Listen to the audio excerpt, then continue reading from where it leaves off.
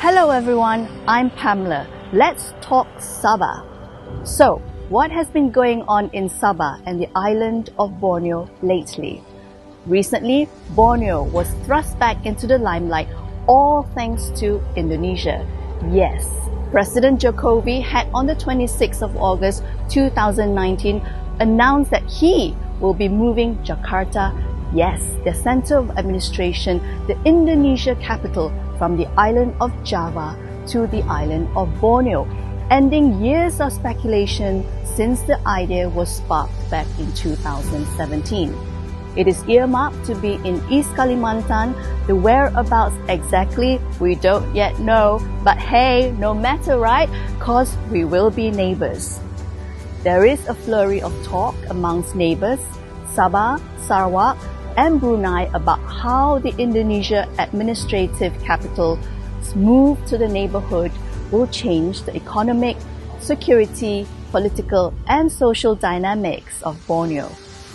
Some may see this as a great opportunity, rubbing their hands for the potential windfall with the injection of investments and funds estimated to be about $33 billion and the influx of human capital and talents of about 1.5 million civil servants and of support industries.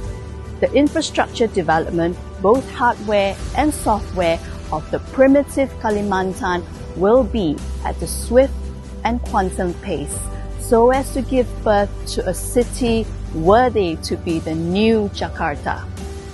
Conventional wisdom will think that with the relocation of Indonesia's capital to Kalimantan, it will benefit Sabah and Sarawak and the rest of the Borneo. However, this notion has to be taken with a grain of salt. Sabah is somewhat lacking in infrastructure and connectivity between the two states. For instance, there is no direct flight connecting Sabah, Sarawak, and Kalimantan. Residents of the Borneo Island often have to get connecting flight despite the proximity with one another. Even sadder is that Sabah does not even have a proper highway connecting it to Kalimantan.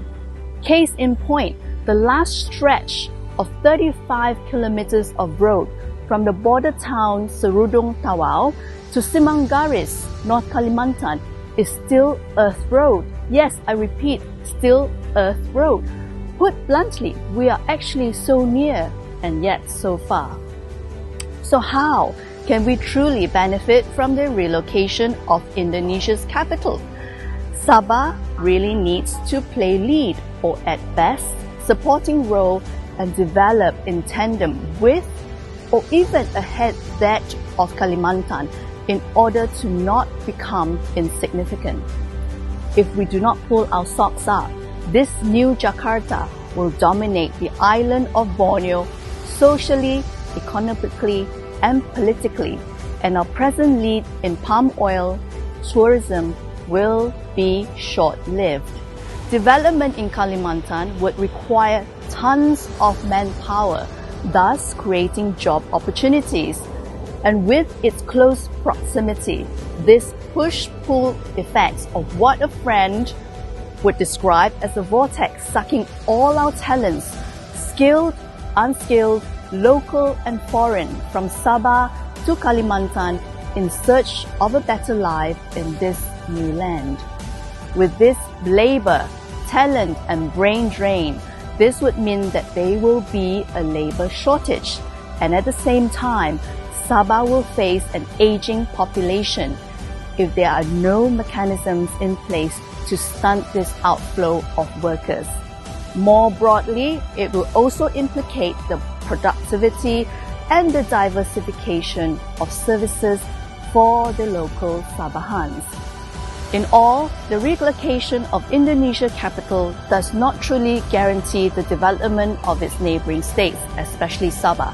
At this point in time, the economic interaction between Sabah and Kalimantan is not all that substantial. I believe that more needs to be done by the Sabah state government to ensure the benefits of the relocation of Jakarta to Kalimantan will outsize the negative impacts. I also wish that the government will engage the different stakeholders to study what sort of mechanisms that we can put forward in order that there is a win-win situation for the entire Borneo region. Saya orang Sabah and a proud one. Let's talk Sabah again soon. Boleh ba kalau kau?